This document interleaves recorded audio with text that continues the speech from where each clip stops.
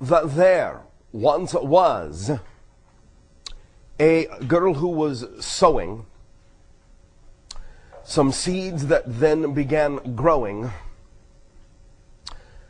on a nearby hill that gave her her fill of knowing that caused her great glowing. Knowingness. Did you write down the 5 things that you know? Is there anyone who would like to begin sharing? All right. What do you know for sure?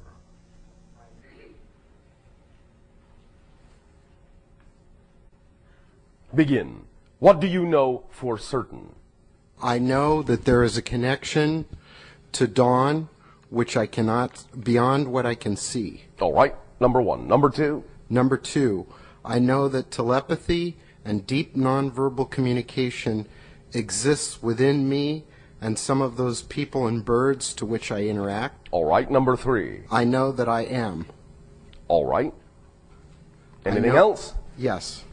I know that something is happening with regard to manifestations of numbers and names. All right. And I don't know. I did not ask you what you didn't know. Okay, I do know that. I do know that All right. much. What else do you know? I know that which I have doubts of become more transparent when interacting with Bashar. All right. All that said, if that is what you know, all else at this moment is supposition. The idea is to relax the supposition and stay in the state of your knowing and allow whatever needs to reveal itself to you about what you know to simply reveal itself in whatever way it chooses to do so.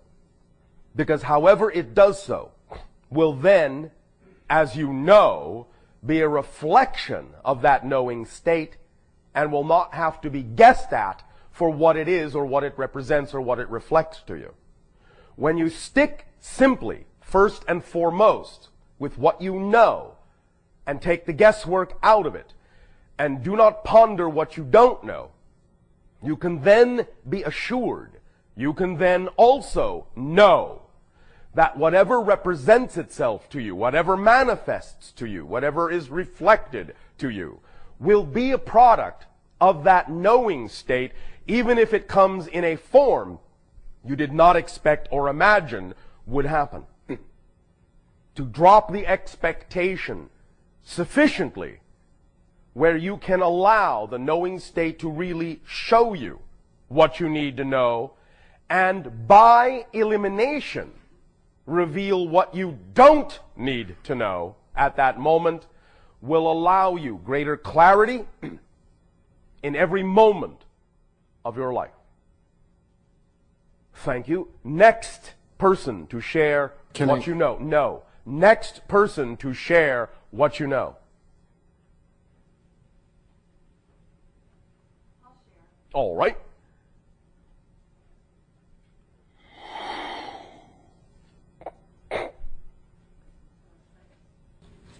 One second has passed. Okay. I know I am a talented writer. All right.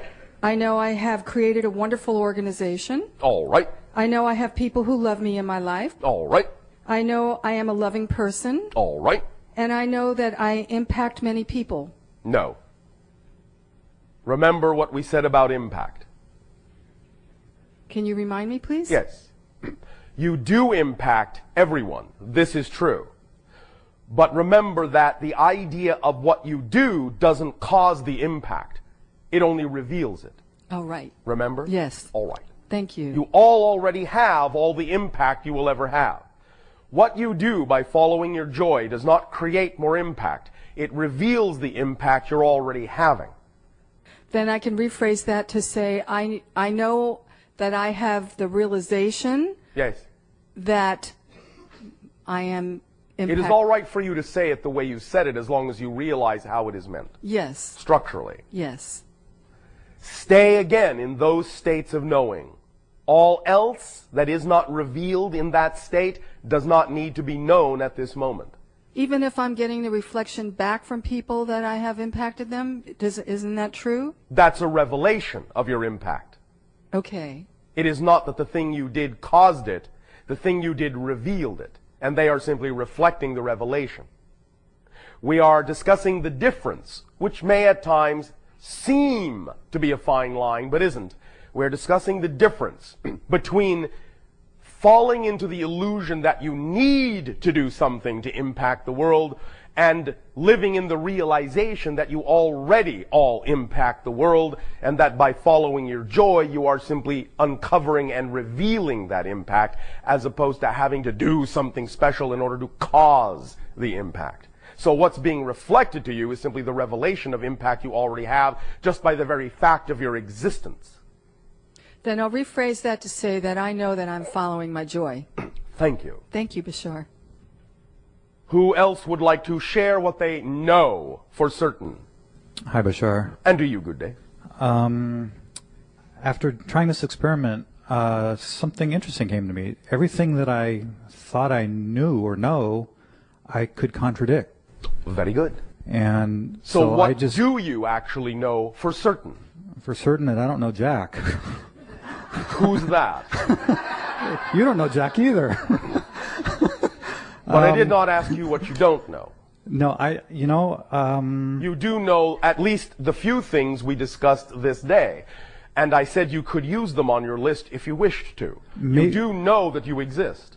maybe I'm getting too esoteric, and I probably Maybe am. you are. But, Do you know that you exist?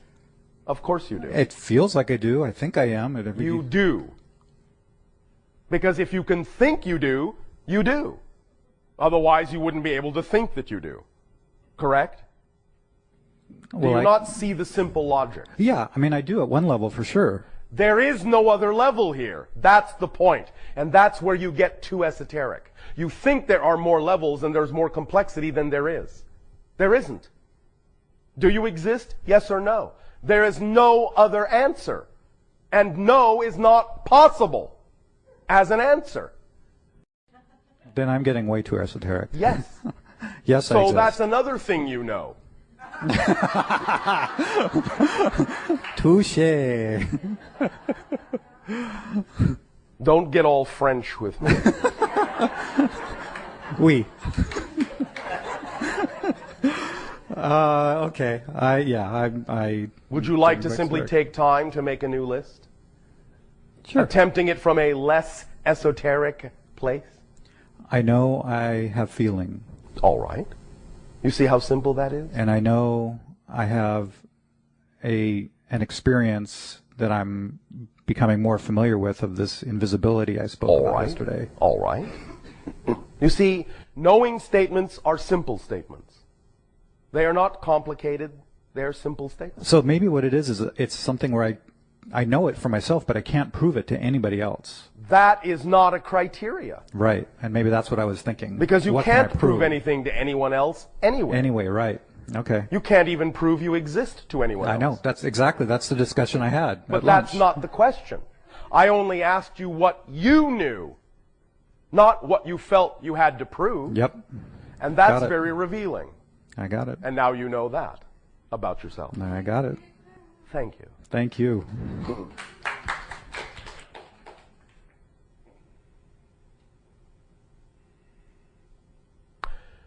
Let us for a moment shift to the idea of what you may call the regular questions. We will come back to what you know.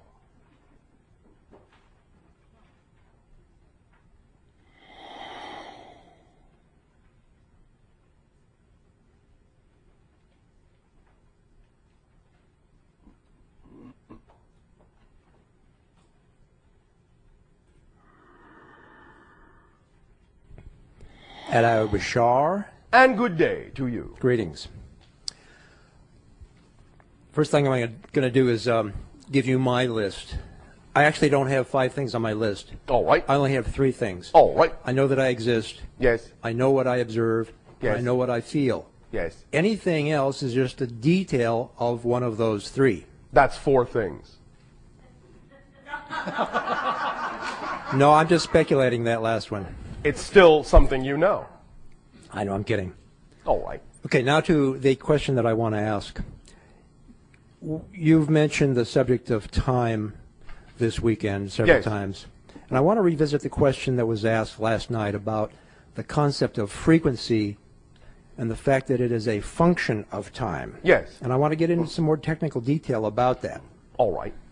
Now, I've been aware for 30-some-odd years that our experience of physical reality is a sequential focusing of our attention on a sequence of different universes, if I'm understanding correctly. Very much in the way In a that, sense, yes.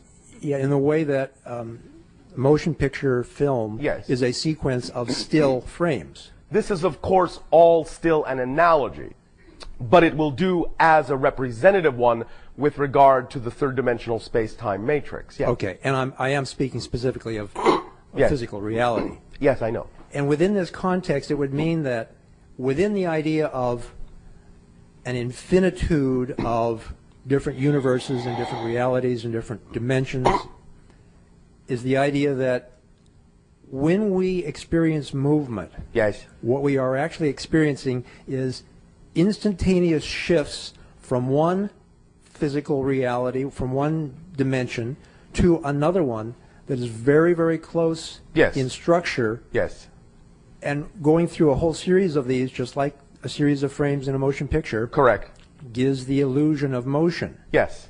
and that motion gives the illusion of time. Yes. Because we do it at a very deliberate pace for the most part, especially Yes. when we have a clock that is measuring this, that the movement of the clock really establishes the standard of Yes. time. Yes. Okay, so I'm correct in my understanding that each of these frames of physical reality is essentially static. Yes.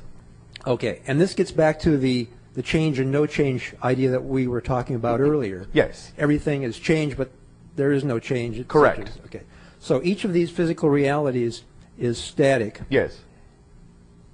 And now let's bring in the idea of frequency. Yes. Frequency is vibrations per unit of time. Yes. But time is the illusion of motion, which is a shifting from one dimension to the next. And I'm wondering exactly how frequency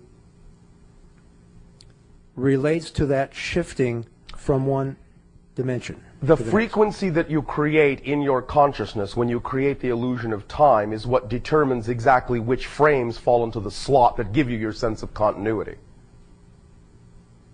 Does that make sense? I didn't totally get it. All right.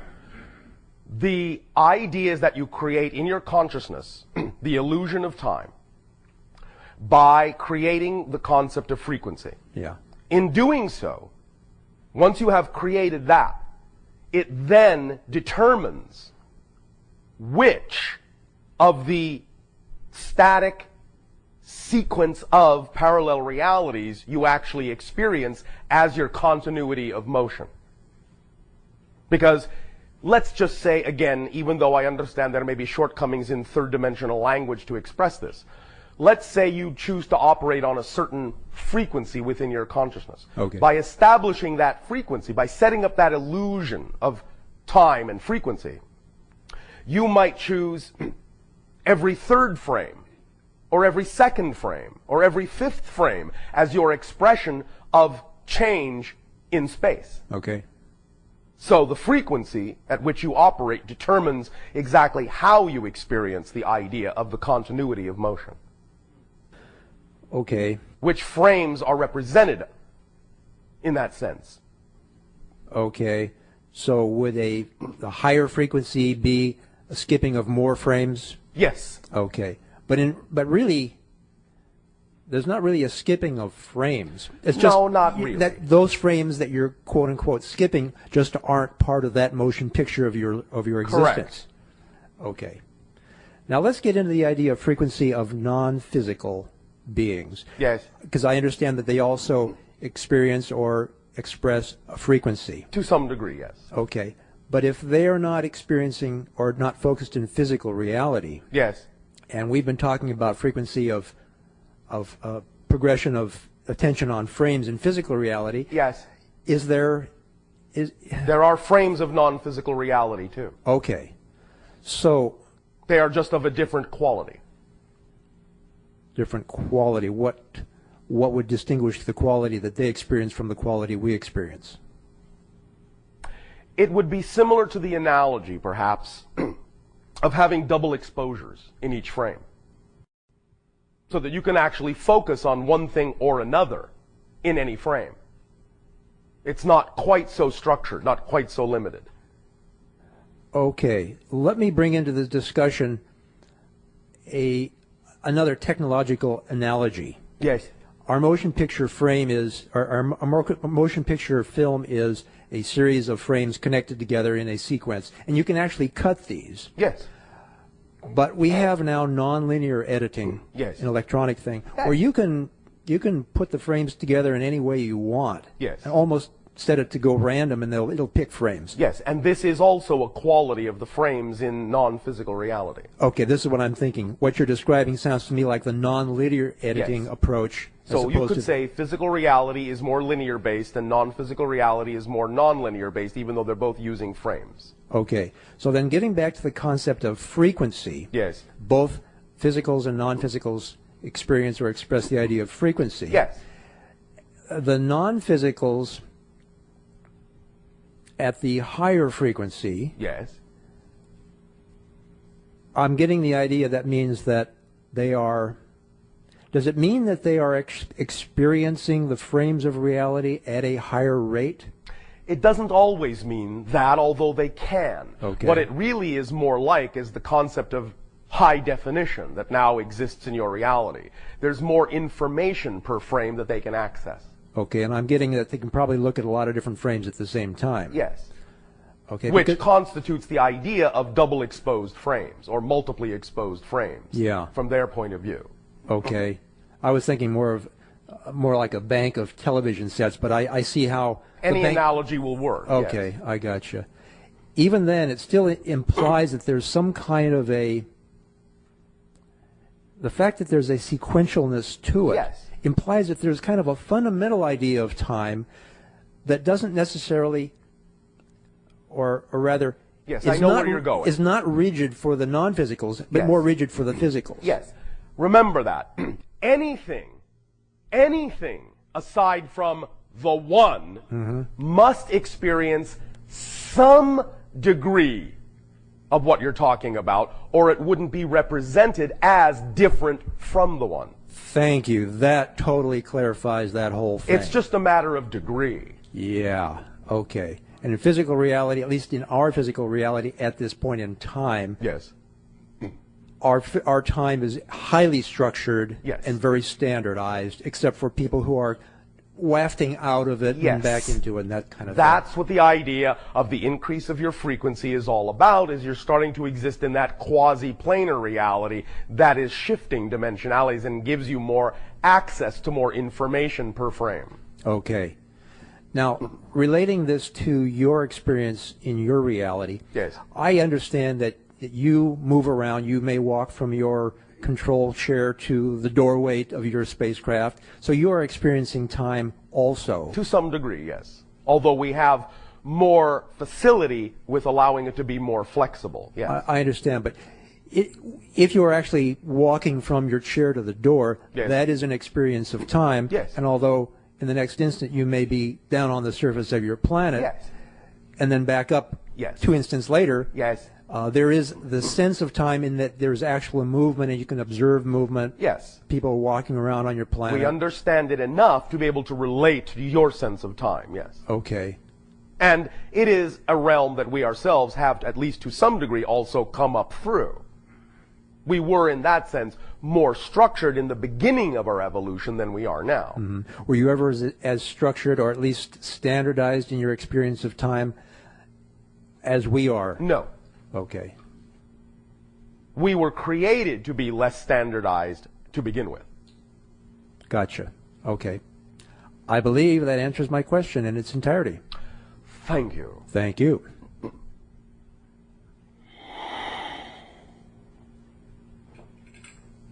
with you in this way. For us, it is always a gift of sharing that also creates a bridge and a link between our respective realities and forms, through that link, a new third reality in which we can, every day, more and more, in every way, become closer and closer and closer. We wish to extend our thanks to you for this gift of sharing, to all that are participating in this, whether you are physically present within the room, does not matter, for the room shall expand to include you all, even if it stretches to include and encompass the entirety of your planet. Allow yourselves the opportunity to know that vibrationally you are here with us in all the ways that matter.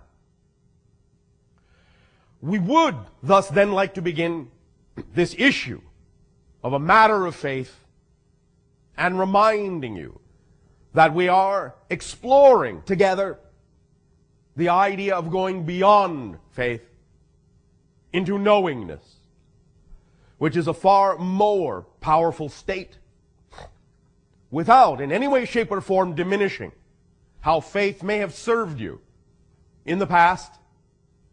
We simply wish to point out and illuminate and illustrate the idea that when you gain clear understanding of the nature of existence, the structure of existence, how it exists, how it works, then that knowingness will supersede faith or the need for faith, wherein the concept of faith still implies, by definition, that you are not quite certain about how your reality shall manifest, about where you may be going, whereas knowingness will allow you to experience a degree of certainty, a degree of confidence that faith does not contain.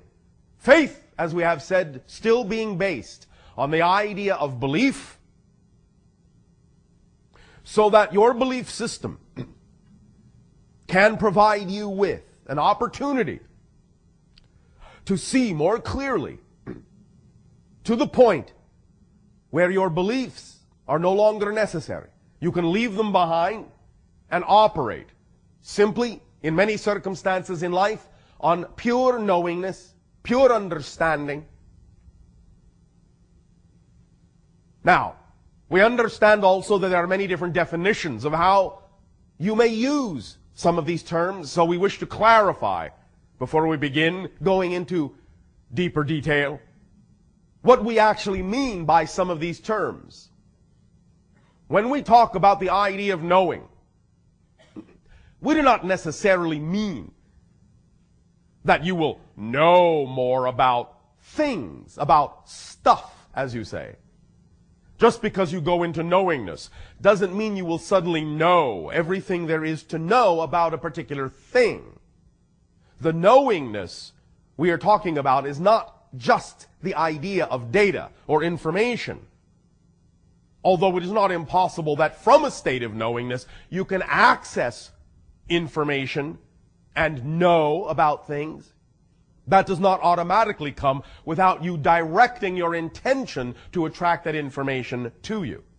The knowingness we are talking about is a familiarity, an intimate familiarity with the nature of existence that allows you to be at peace within yourself about the existence of your life, about your experience of life, that allows you to settle in to a certainty that you are an aspect of all that is, that you are functioning as you need to, and that by applying this knowing point of view to everything that occurs, that manifests in your physical life experience, it will bring you a degree of peace and calm and certainty that you may not have experienced before or may have only intermittently experienced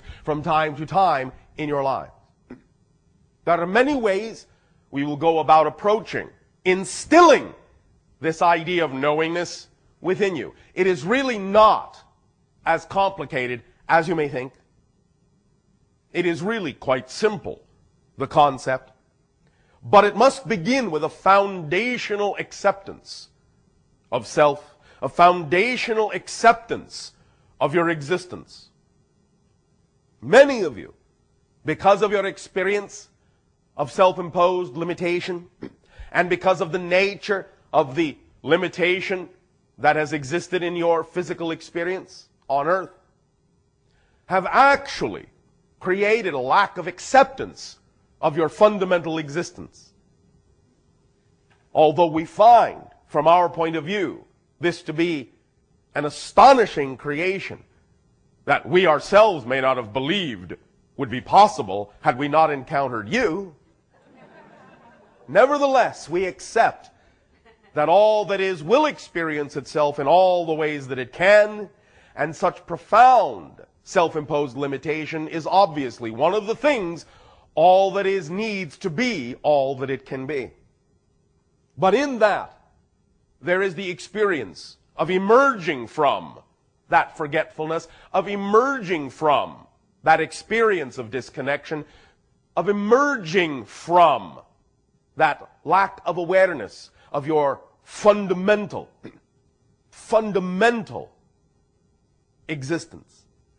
And as you gain more and more understanding of the nature of your own being, you will then be able to relax into that certainty and apply that confidence in every area of your life.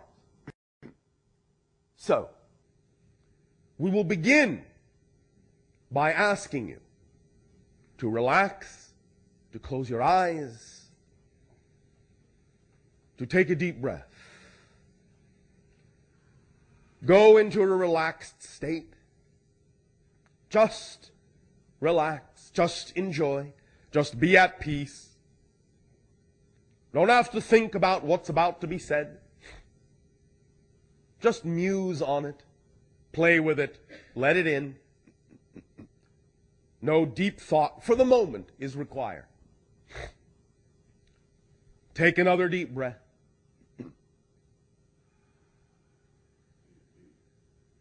And a third deep breath. Become calm, at ease, at peace. No worries, no struggles, no stress, no strife, no obstacles, no problems. These are things that are outside of the reality you are now in. These are the things that do not relate, that do not belong, that are not part of the definition of the reality vibration you are creating now, of the state of being you are manifesting now. This is a primary state, the state of your existence itself. Now, in this state, all you need to focus on is this. All you need to be aware of is this. You exist. That's it. You exist. Just focus on the fact, the absolute fact that you exist. That's all. Nothing more complicated than that. Just feel your existence and appreciate your existence. Feel how good it is to exist, to be alive, to be aware of anything at all. How astonishing it is that you are aware of yourself. That you have an existence. That you are a part of existence itself. That you are an aspect, a reflection of all that is. Just feel your existence. Sit with it. That's all. Not what your existence is about, not why you exist. Just that you do is all that is being asked of you now. Breathe it in. Nothing complicated. Do not think overmuch. Just be aware.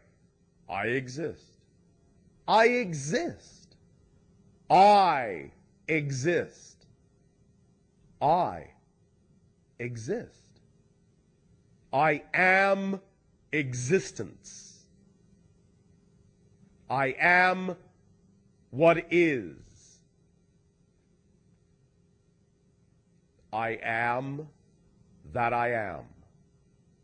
I need no reason, for I am already here. I need no excuse, for I am already here. I need no rationale, for I am already here. Existence is my natural state. I cannot not exist. Existence only has one quality: to exist, to be.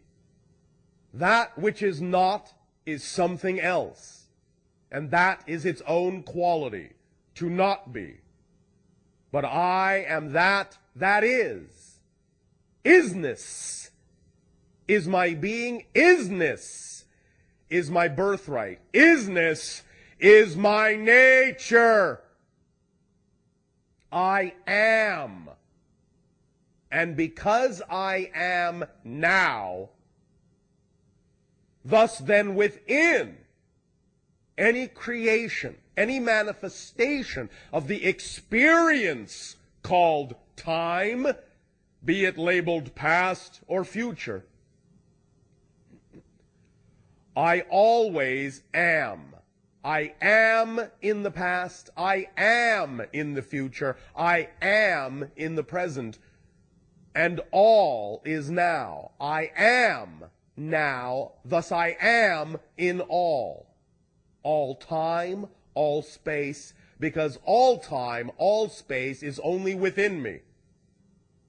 I am here because there is only here, and I fill it. I am now because there is only now, and I fill it.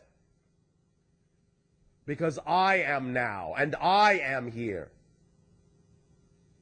And that is all there is.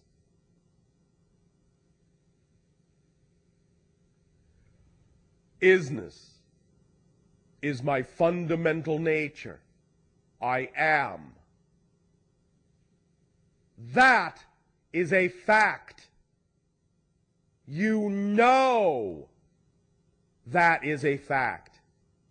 This is the certainty of knowing.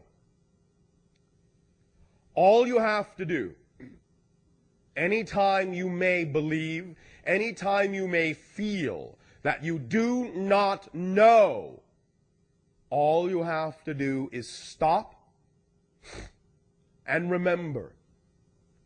What I do know is that I am. This is unquestionable. For if it were not so, there would be no me to realize it. There would be no me to ask the question. There would be no me to be in doubt. There would be no me to be confused. I exist. That is the degree of certainty knowingness provides.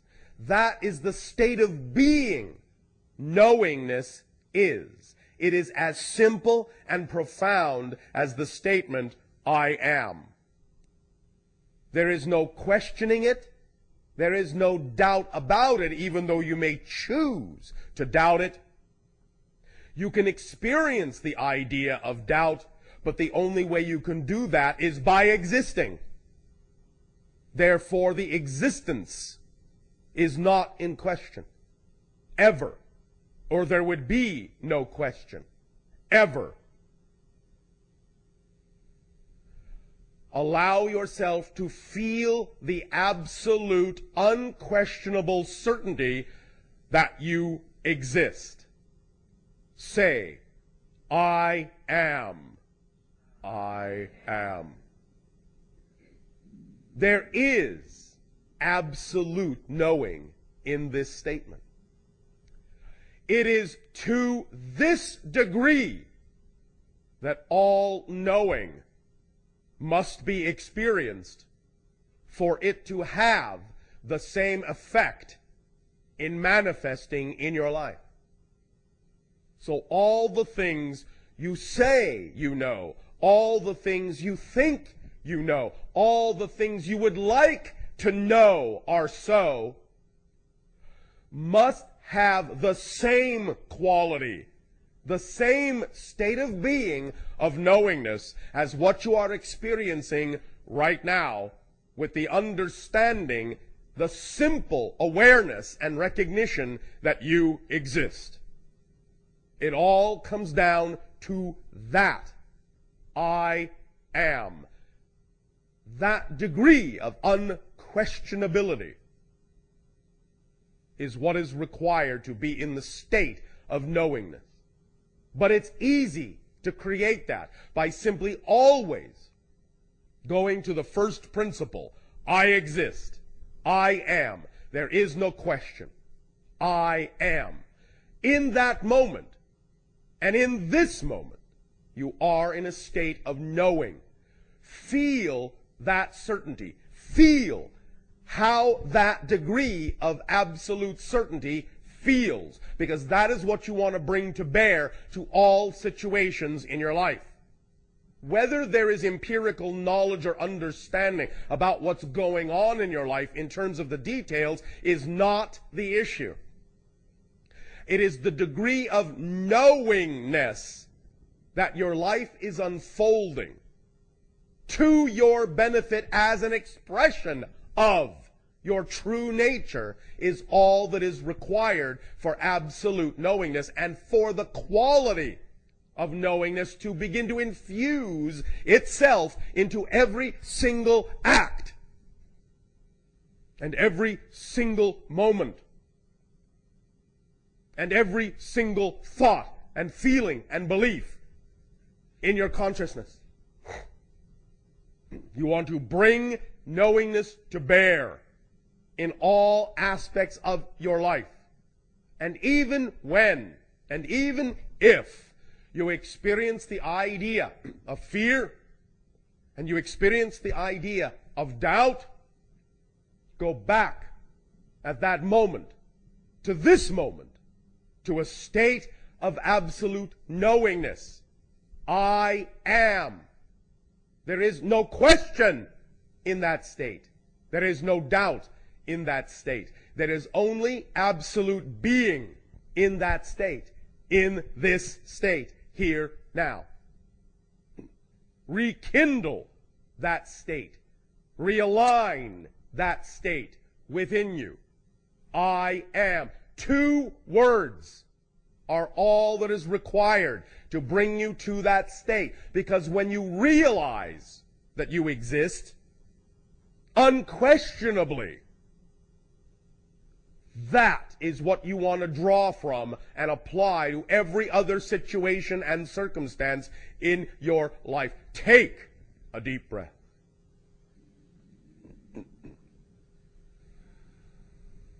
And feel, I am. Take a deep breath. And feel, I am. It's obvious. Take a deep breath. And say, I am.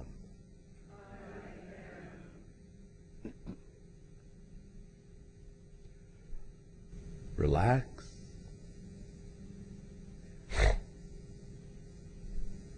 Open your eyes when you feel inclined to do so. Continue breathing in a relaxed way. Become more awake, more aware, but stay relaxed. and say again from this state, I am. I am.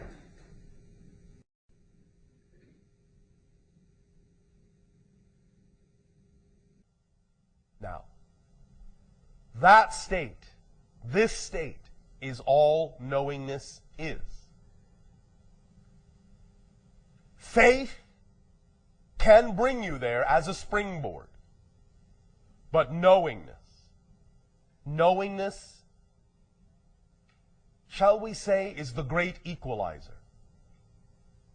It will supersede every other state immediately when you allow yourself to simply remember, I am, and that you recognize in that state, there is no question about that, all other questions in that moment will dissolve. You will go back to zero, back to now, back to here. And then from there, look at whatever situation you were experiencing before. From this state, look at the situation. You will begin to see it differently. It will change your perspective. And you will see the illusion you were in. States of knowingness allow you to perceive more clearly any state of illusion you may have been under. So anytime you feel fear, doubt, confused, stressed, struggling, striving, at odds, sad, remember, I am. And from that state, without question, look again at the circumstance from an attached, detached point of view. And understand the illusion that was there, that is no longer there. We will, during this encounter, demonstrate a few other ways to lock in the idea of this knowingness. For it is really easy to create, very simple to create. And there are many, many ways to arrive at this state, because all paths lead here. All paths lead here and now. Because there is no when else, there is nowhere else. You can come here quickly, you can come here slowly. We are talking about ideas now that will allow you to experience a quick transition to this state of knowingness, so that you can come from here when you observe anything else you have done. Come from the power of the illusion and look at the illusion of power you were under before, and see it for the illusion it was. Now, let's have 2 volunteers. You. Come up.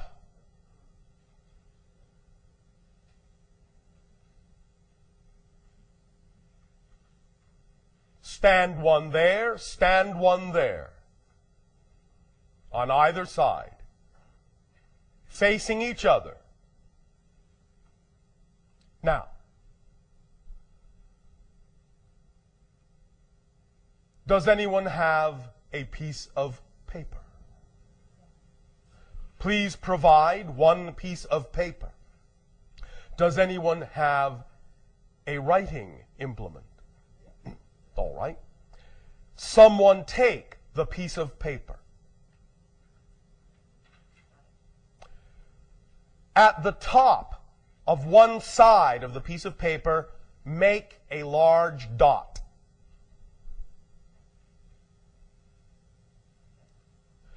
Do the same on the other side, at the same top.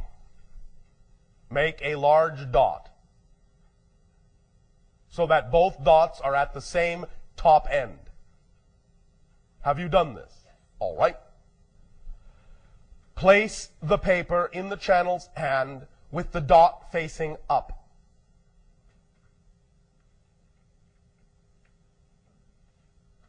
Is the dot up? Dot is now in your hand. So. With the dot up. Thank you. Is the dot up? Yes. Can the two volunteers see the dots on their respective sides of the paper? Yes. You guys want to stand up on the... You may stand differently if it helps you. Face each other, look at the paper. Do you see your respective dot that is facing you? Yes. All right. When I ask you, I will point this way first, then that. Please answer the question I will ask. You first, you second. All right? This is a single event. It is one event. But it has completely two different outcomes. Do you see the dot? Yes. Yes. When I ask you, tell me which way the dot is turning, left or right. Left. Right. Once more, out loud. When I ask you, tell me left or right, which way is the dot turning? Left. Right.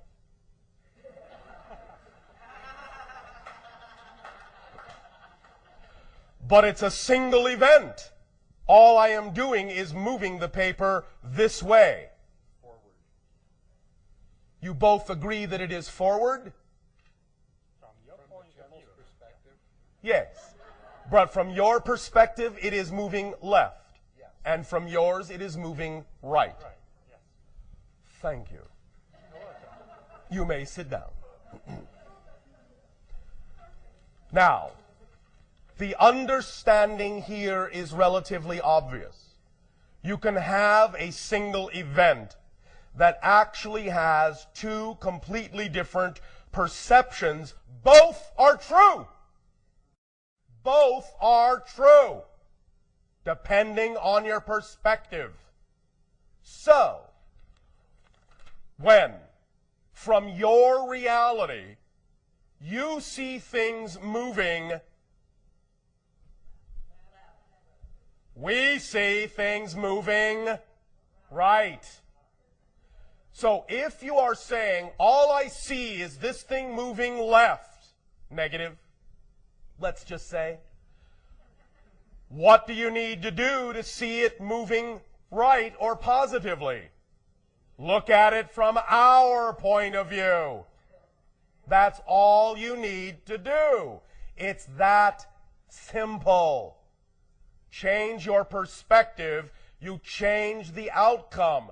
Either and both are true. It's just a matter of what you prefer to experience. We prefer to look at the paper from this side. That's all there is to it. And as soon as you decide to look at the paper from the same point of view that we are sharing with you, you will see the same reality we do, even if the event hasn't changed. I am still moving the paper this way. But you will always only see it going to the left if you remain in that perspective. Likewise, if you change your perspective to our point of view, even when the event is the same, you can only see it moving to the right. No other perspective is possible from our point of view. No other effect is possible from our point of view. The only way you can see this dot moving to the left again is to go back to your other perspective. So anytime you see it moving left, that tells you I must be looking at it from that perspective. If I want to see it moving to the right, I have to change my perspective. Is this clear? This is now something you know. It's obvious, isn't it? So obvious you don't even question it, do you? Is that dot going to the left of Bashar? No, it's only going to look like it's going to the right to him. You don't even question it. It's obvious. That is knowingness.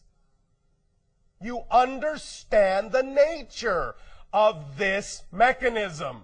It's clear to you. And as soon as you understand the nature of the mechanism, there is no more doubt. There is no more question. It just becomes completely and utterly obvious. Does it not? Did any doubt at all even enter your mind which way the dot was moving from my perspective? Why? It was obvious which way it was moving from my perspective, wasn't it? When you allow yourself to understand the laws as they exist, then the true mechanism as it exists with full understanding becomes obvious. There is no more question. There is no more doubt. You don't go, whoa, how is this supposed to happen? How is this supposed to work? It just becomes obvious to you. It becomes your nature. It becomes something you no longer question. It just becomes who you are. That is all it becomes. And you can, from that place, you can, from that position in life. What? Fly! Yes. You can fly wherever you wish to go, however you wish to go, because nature unfolds before you. Your nature unfolds before you in an obvious way. An obvious way.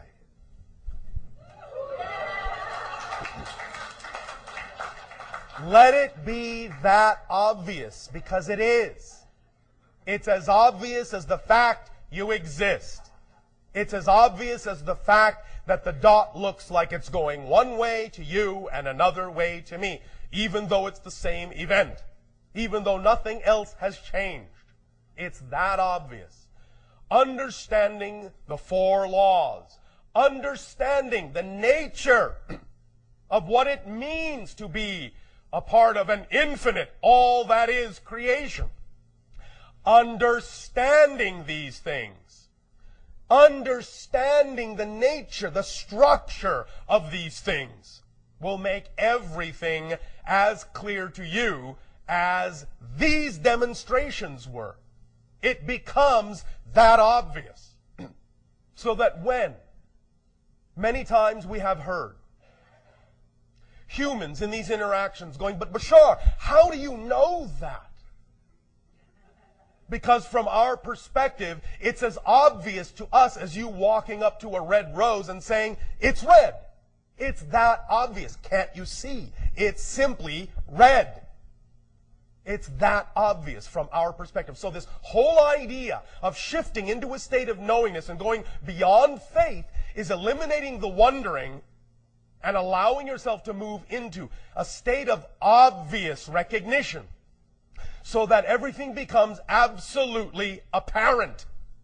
And you can speak from that knowing state with respect, with authority on your own life. That's the whole idea.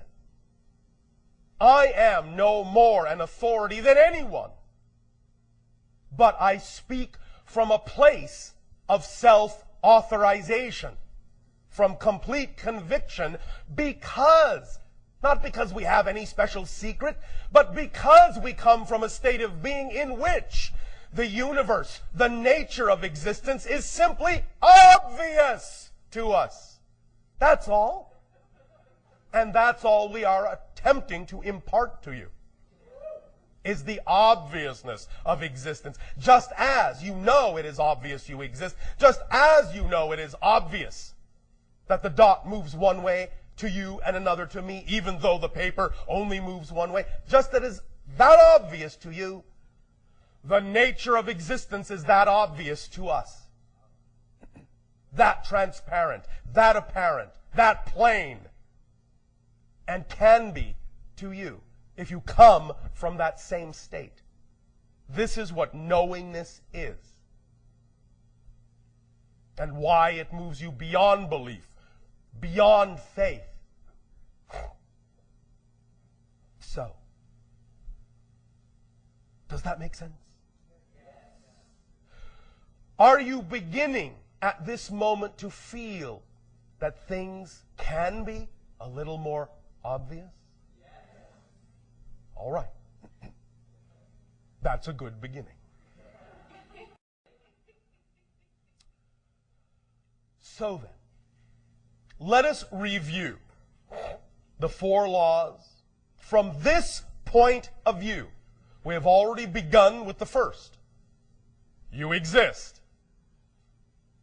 When you understand this fully, it becomes automatically apparent, again, that there is only now, that time is an illusion, although the experience of it is real when you create it in your consciousness. But what that means is that relative to the concept of time, if you exist now, you always have and you always will. Because existence is the only quality you have in the now.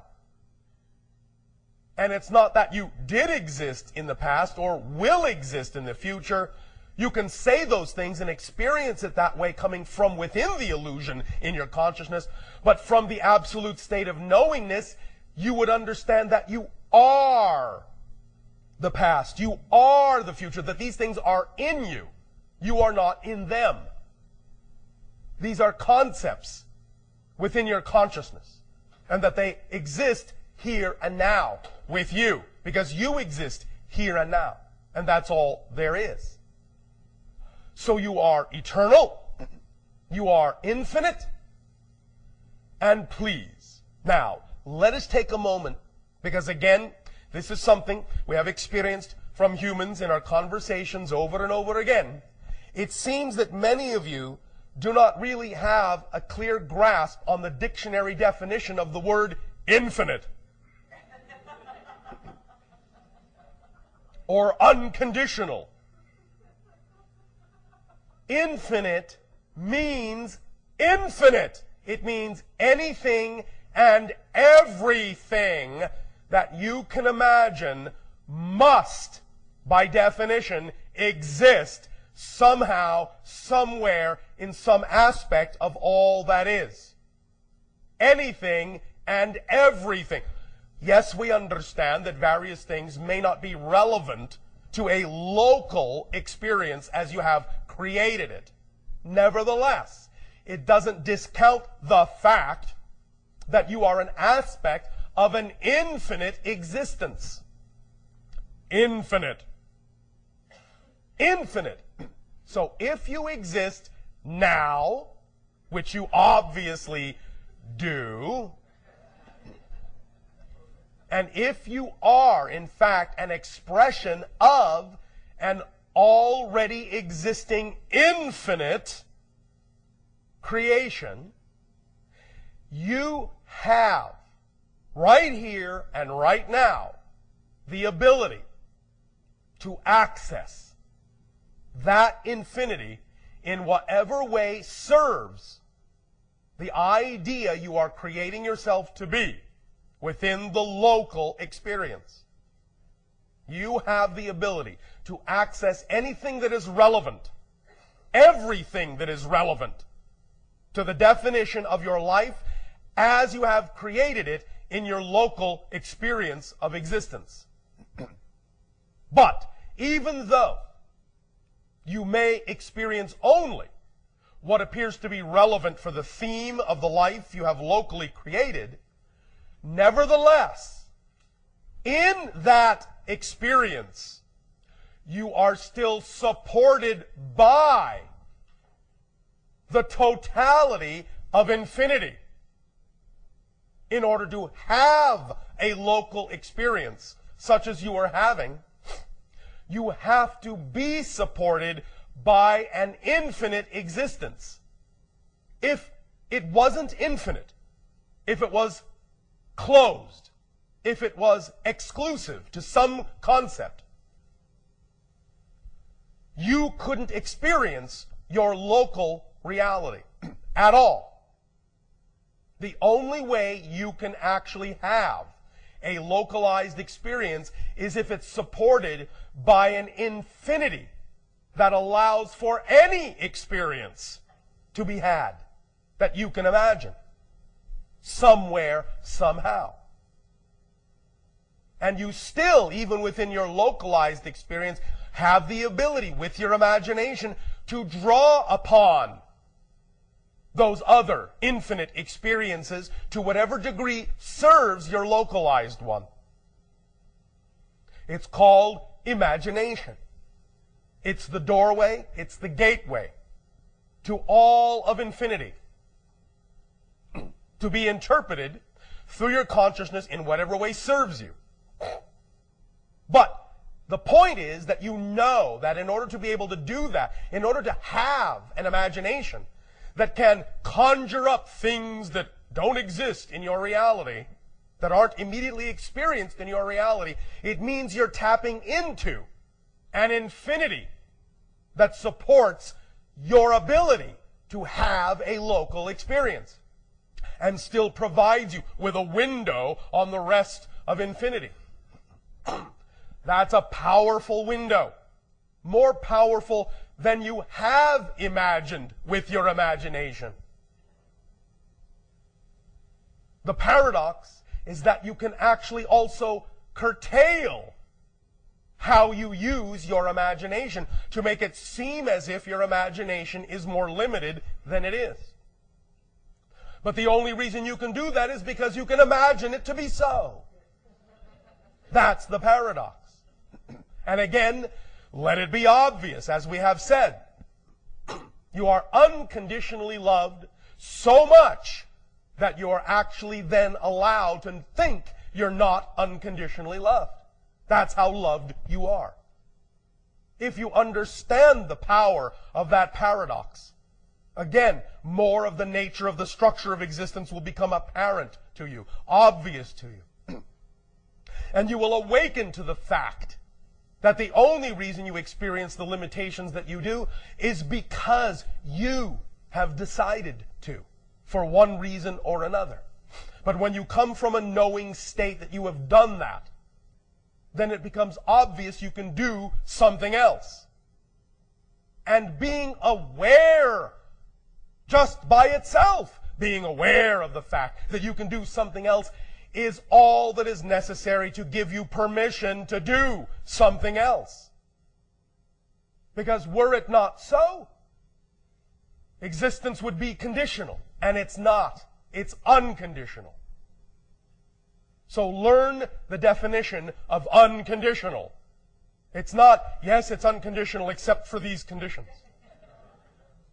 You're the ones supplying the conditions, not existence. Existence is unconditional because it allows you unconditionally to supply conditions if you want. The only way that's possible is if existence itself is unconditional. Because if it wasn't unconditional, it might not allow you to impose conditions. The fact that you can actually impose conditions proves that existence itself is unlimited and unconditional. Let it become obvious. That's the knowing state. Is this making sense to you?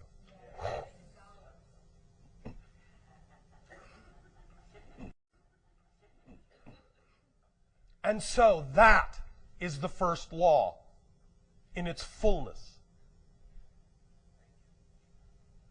Number two, one is all, the all are one. Again, we have touched on this. You are all that is. Each of you is all that is, expressing itself as a part of all that is. This is what you call the holographic principle in your new technological language. Every part contains the whole. Every part contains the whole. The whole can create itself to be experienced as parts, but every part contains the whole. This was illustrated, as we have talked about before, in the past by a symbol called Indra's net, which is like looking at a lattice work of perfectly round reflective pearls. Each pearl reflects every other pearl in the net. So in order to gain access to all the information of the entire net, all you actually have to do is look at any one pearl. You can see all the other pearls in it. Every single one of you is such a pearl. You reflect all the other pearls. Now we understand that because of your focus, sometimes some of the other pearls are more difficult to see. That doesn't mean they aren't there. Your nature is holographic. They are there. And when you tune your vibration in your consciousness to that obvious fact by understanding the nature of the structure of existence this way, you will then know it's all there, and you can access what you need, when you need it, where you need it, how you need it, perfectly, as you need it. Not a second before you need it, but not a second later than you need it. That is what is happening right now in this experience. That is what the idea of channeling is all about. Is being in the now to the point where you simply plug into what you need when you need it and allow that to come through as you need it, in what form you need it. That's why we never plan to talk to you. We never know what we're going to say. We just say, let us talk. Sometimes we might throw out a hint. But we have no idea what we are going to say until we say it. But we know that when we need to say it, it will be there. And it will be exactly what needs to be said for that moment. That's all there is to it. When you understand the nature of your structure and begin to come from that knowing place, that state of being allows for that kind of expression.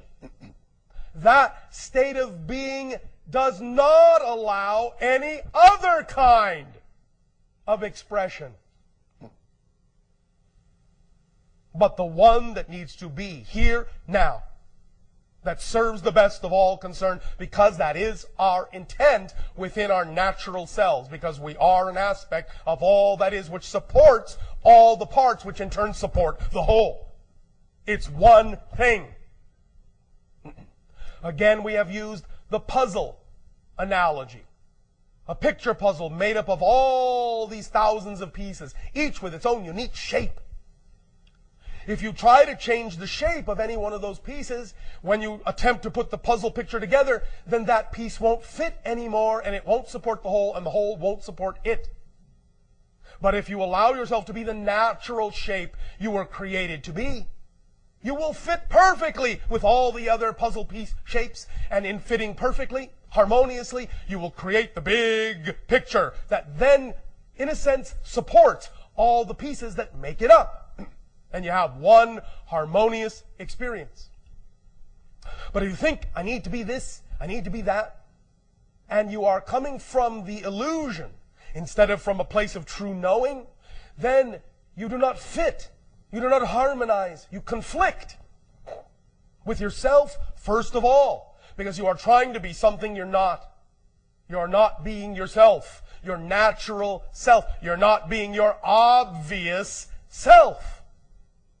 That is all that we have ever said in all the things we have ever taught, in all the things we have ever spoken of, in all the things we have ever said or shared with you, all of them are nothing more than variations of you can be your natural, obvious self.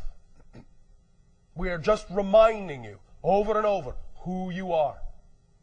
And now we take this opportunity, this day of your time, to add this other level of knowingness so that you can, by understanding the obvious structure, the nature of things, understand your own nature and how obvious it is to be in a knowing state. I am. I'm in a knowing state. I am. I'm in a knowing state. Oh, I remember the dot. Obvious. Turns left for me, turns right for him, change my perspective, turns right for me too. Obvious. Knowing state. I exist. Law 1. Knowing state. Obvious. The one is all, the all are one. Obvious. Knowing state. Number 3. What you put out, what you get back. Law number 3. Obvious. Why? Because there is nothing else. There's nowhere for anything to go. There is no outside. There is only here and now. So if you create a vibration, who else is there but you to experience the result of that vibration? I understand you can create the illusion that you don't immediately experience the results, but that's just an illusion. It's just an experiential illusion. This is why, when you have heard people talk about the idea of near-death experience, going into spirit, communications from spirit, and they mention the idea of life review, where suddenly they experience the effect of everything they have done in life from the perspective of the people that were affected by their actions. They feel all the things those people felt, see all the things those people saw. All the people that were affected, all the beings that were affected by every action is then experienced in life review by the person that had the action, that did the action. Why? Not from punishment, but because there is no one else to experience those things. There is only you. The delay factor is only an illusion that makes it seem as if you're not those people. But you are those people. They are in each of you. So in life review, when the delay factor is removed, suddenly all the things you do, what you put out, is instantly there for you to experience from all the points of view that are now your point of view. Because you are one in that state. So it's your point of view. No longer is the artificial illusion of you and them being experienced in the same way.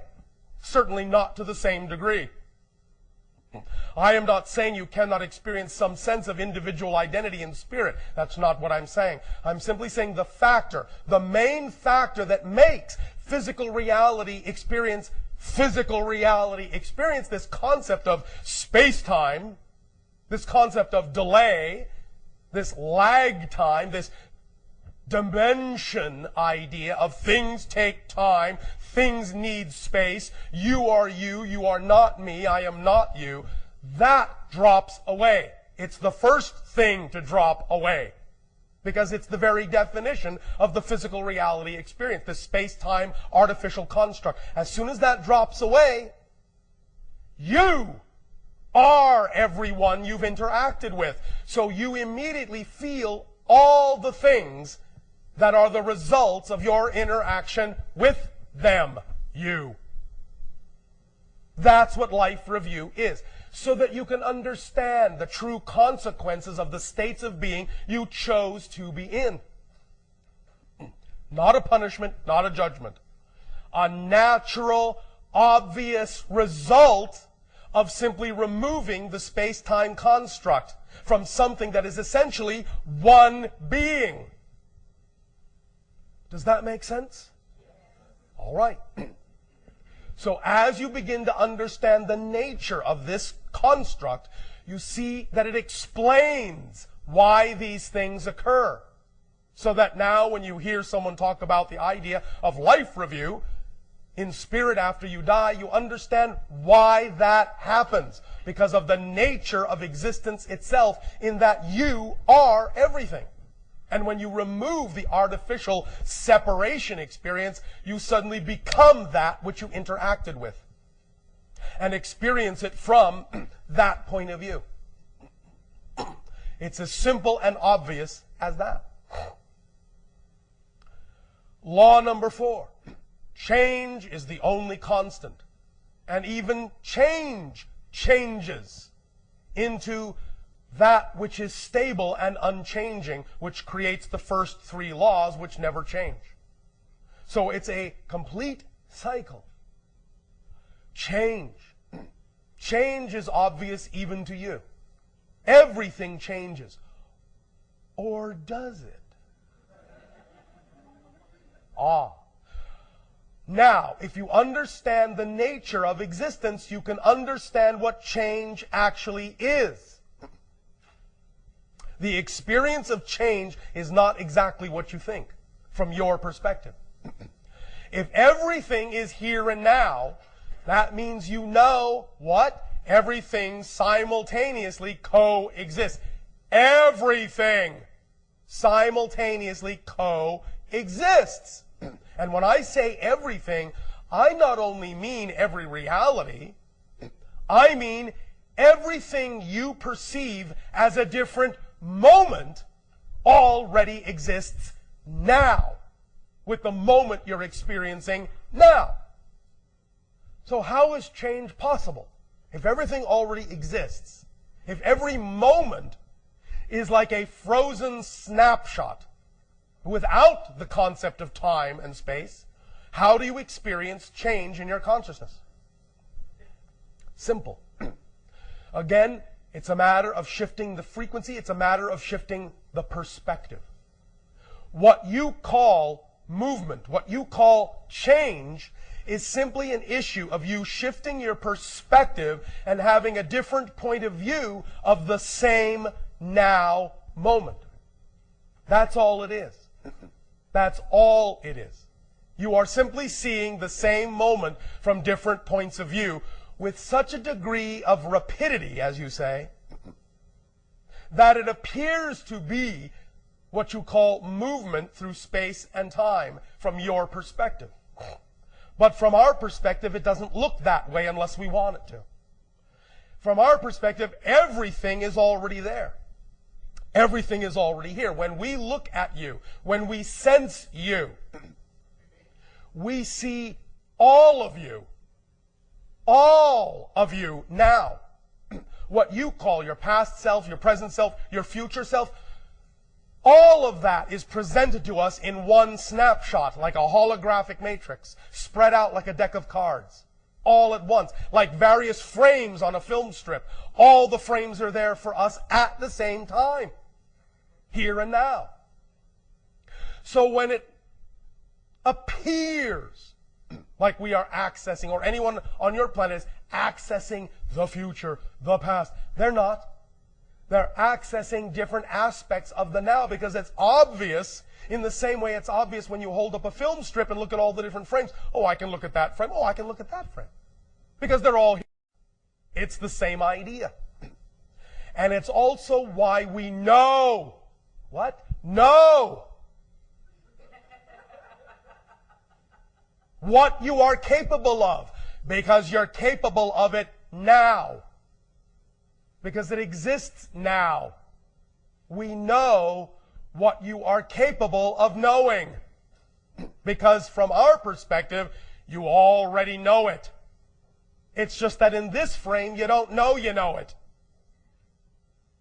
But we do. And what we are doing today is designed to help you look at that frame where you know it. Now, yes, we are familiar with the understanding of the philosophy that true wisdom comes from when you know you don't know. I understand that. But that's slightly different than what we are talking about here. Because even when you know, the more you don't know, you still allow yourself in the moment to know certain things. Even if it's only that you absolutely know that you don't know everything. Even that is a knowing. And it's that kind of knowing that we're talking about. The immediate, right here, right now, knowing of who you are, what you are, and how you can prefer to be. That is the knowingness we are discussing. The other knowingness is the knowingness of things that we were talking about at the beginning, that we know you don't always have to know. As sometimes people have asked us, Bashar, is there anything you don't know? Our answer is, I don't know. Because I am not being that being at this point. Of course there are things we don't know. But it doesn't matter, because in any given moment, what we need to know, we know. And we know we will know what we need to know in that moment. And whatever we don't know in that moment, we know we don't need to know. And that's the kind of knowing we are talking about. The difference between knowing that you know what you need to know and knowing that what you don't need to know. Instead of worrying that you don't know something you need. That's the difference between the illusionary state you have created and the state of knowing. In the illusionary state, you can create the experience of worrying that you don't know something you need to know. From the state of knowing, you know that what you don't need to know. That's what knowingness brings you. The certainty that there are things you don't need to know. That's the paradox of the state of knowing. But when you need to know them, if you do, you will. In that moment that you need to know them. But not before, but not later. That's the state of knowing. Relaxing with the idea that there are things you don't know and that's all right. And when you know you don't need to know them, you will then know that you know what you do need to know. And you will move forward with that knowledge. Knowing that if you need to know something else, you will know it when you need to. Know what I mean? All right. Take a deep breath and relax.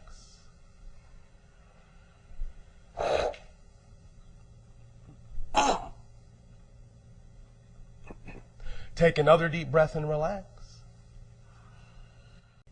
If you wish now, for a while, we may have sharing interaction. Hi, Bashar. And to you, good day. First of all, Raven asked me to send you her love. All right. Our love as well, in return. And for those who don't know, Bashar's birthday, Earth Day, is November 11th, so I'd like to wish you a happy pre-birthday. Thank you. And for those who are listening in who couldn't see it, I wanted to say how impressed I am that you were able to make a paper airplane with your eyes closed and to sail it out into the audience. So thank you for sharing that. You are, and with us, all at once, together making the plane. Thank you. And thank you so much for this weekend and for this information you're sharing, because it really resonates with me where I am in my life right now. And I feel I've come so far in the 23 years that I've been with you. All right. First of all, last time I interacted with you, I shared how I was driving a very old car and very nervous about it. Yes. And shortly thereafter, I was able to get a new car. All right. And I was able to manifest other material things in my life. Yes. My organization, Create Now, is making great progress and strides. All right. And I've been following your lesson that it's taken me all these years to learn, That's which is to surrender. Yes. And thank you. Why? Why does that work? I'm trusting. Simple. Okay. Why simple? does that work? Because I know. Because those things exist within you. They're not things that exist outside of you, really. So the idea of the law of attraction is not so much literally that you're attracting things to you from outside. It's that you, yourself, recognize those things are already within you as part of your definition of being. You follow me? Yes. Attraction is really just awakening to what's already within you and allowing yourself to know that they are part of the definition of who you are. So thank you. And so when I feel those moments of anxiety or fear, Yes. then I need to just focus on the I am and the knowing, and to let go and surrender for the anxiety. Why not? That's great. That's great information, and I plan to use it. Oh, all right, but you don't even have to plan it. You just do it. I'm doing it. Thank you. Thank you so much. And I was also pleased that, over the years my friends have teased me that I'm always asking a million questions. And I didn't really have any compelling questions to ask you. I've just felt I needed to share. As we have said, you do not need questions to communicate with us. You can always make statements if you wish. Thank you. Thank you. But last night we were discussing with Darryl, the channel, the idea of your relationship with him as a future self. Yes. And we had as a group a question about whether genetics are involved with that. Because you're a hybrid entity and a future self, are Darryl's genetics a part of you as well? Yes. And is there anything else you can elaborate on that? At the end of this transmission today, after your break, we have a little story surprise. Wonderful. Thank you so much. Thank you for the synchronous introduction. Hi, Bashar. And are you good day? At the beginning of the meditation, I was staring at the crystal before we closed our eyes, and I felt like I had this strong image talking about this knowing sense, and when you were mentioning about dropping the veil, and Yes. of the facets of the crystal being this representation of all of our parts and selves and thoughts and ideas. And I want to talk and take that knowing idea and talk about the idea of how you've often said that we can't really meet you, at least at this point, in person, because we would feel fractured. And I feel like those two ideas are connected. Yes. And I got that strongly, and I got the idea, and when you mentioned the film frame about the focus, Yes. I'm looking for a bridge here in terms of being able to be closer to being more cohesive and, I don't know how to say this, connected within myself, to be able to be closer to the idea of meeting you or people like you, or being my better self or my more whole self. All right. First of all, remember that what we have also already said is that many of you have actually physically already met us. You just don't remember. Physically, not Physically. Okay.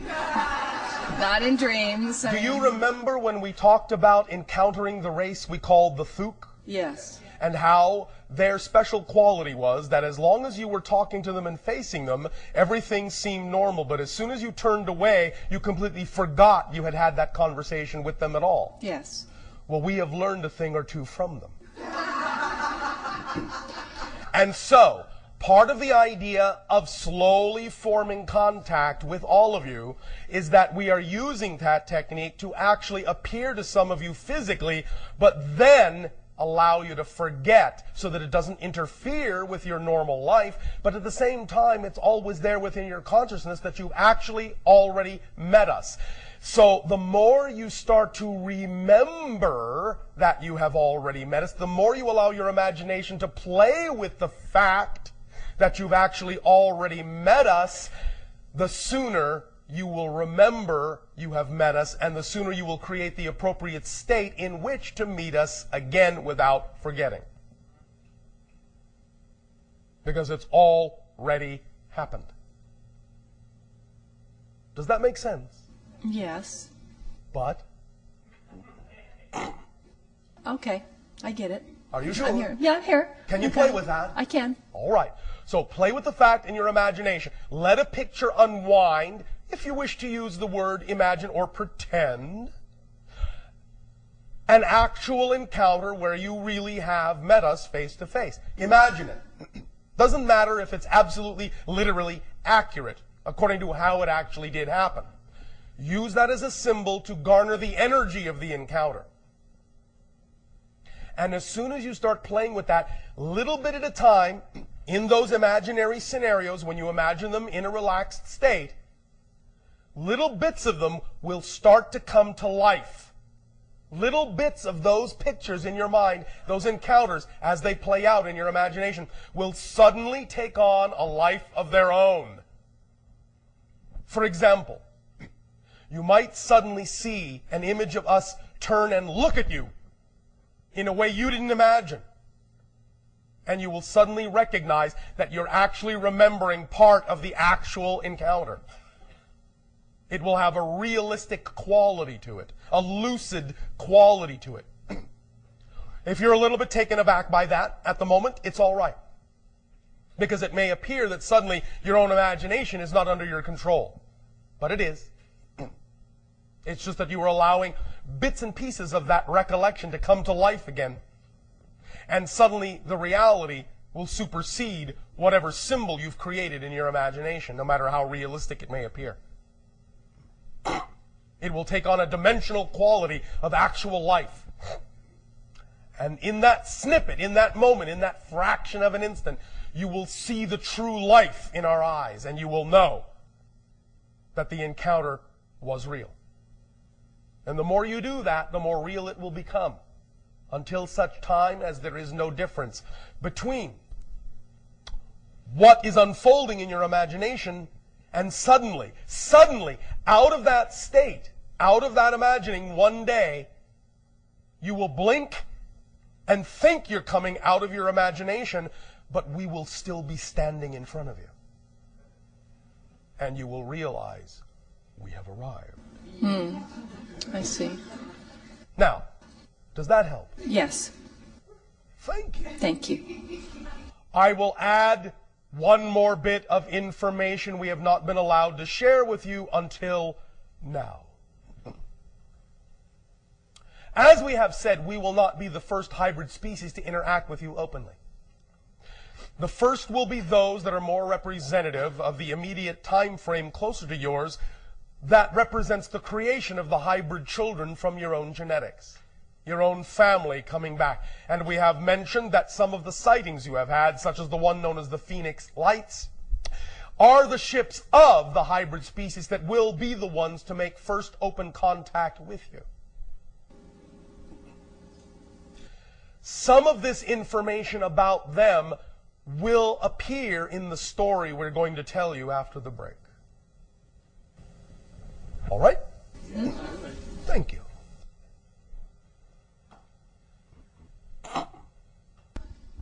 Hello, Bashar. I know you. Good day. I would like to talk a little bit about what you said before. Thank you very much for this sharing. You are welcome. Is it when I settle myself, identify myself, not as any kind of physical or psychological form, but a field of consciousness? Yes. It's doesn't matter what kind of experience. No.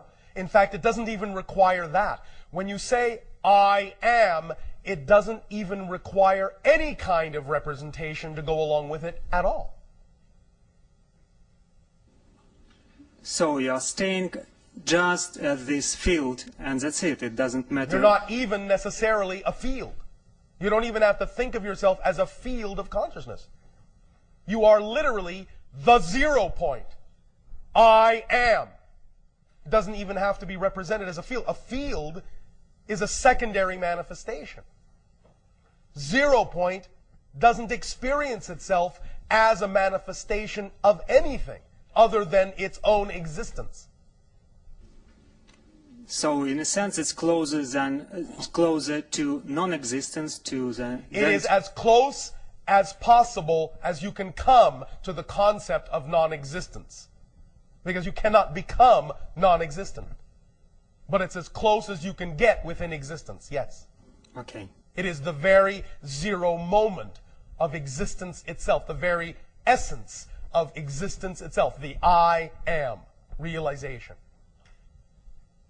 Okay. Does that help? Yes, very much. Thank you. And another question, you told that in spirit you can have some kind of individual Yes, of course. conscious existence.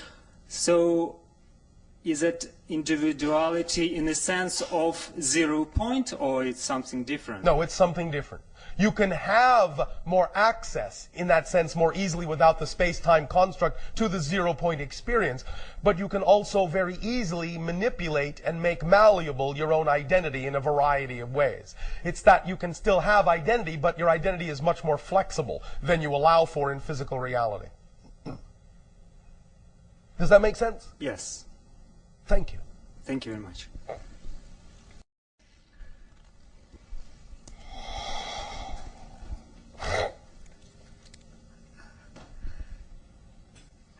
Hello, Bashar. And to you, good day.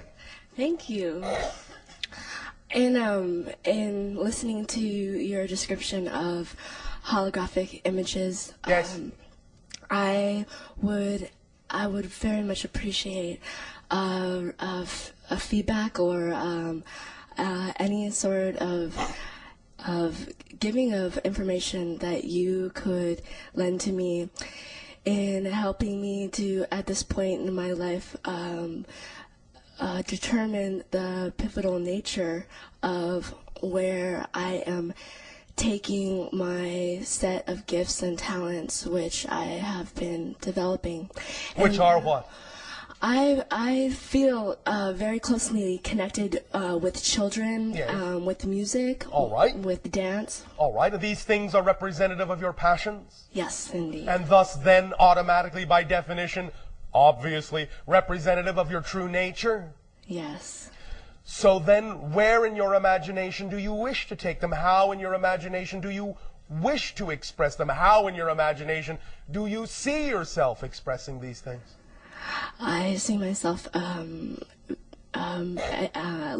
allowing those who I contact to become more and more of themselves and to become more and more transformed. All right. So what do you see yourself doing that would allow them the opportunity to choose to allow themselves to become more and more of themselves? What do you actually describe and define as the behavior, the actual actions you see yourself doing in your imagination that would allow others to be able to do this? I see myself throwing up my hands with children, dancing freely, Yes. expressing joy. All and right. Anything else? I see video documentation. All right. Are these things you have begun to actually do? In certain senses.